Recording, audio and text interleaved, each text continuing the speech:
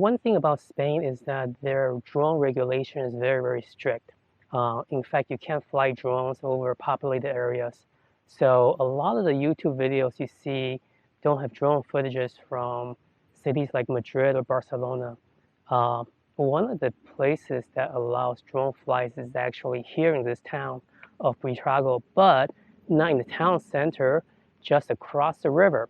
So if you check on YouTube, you'll see some videos of drone flights, but they're always across the river or over the river, but not ever above the town here.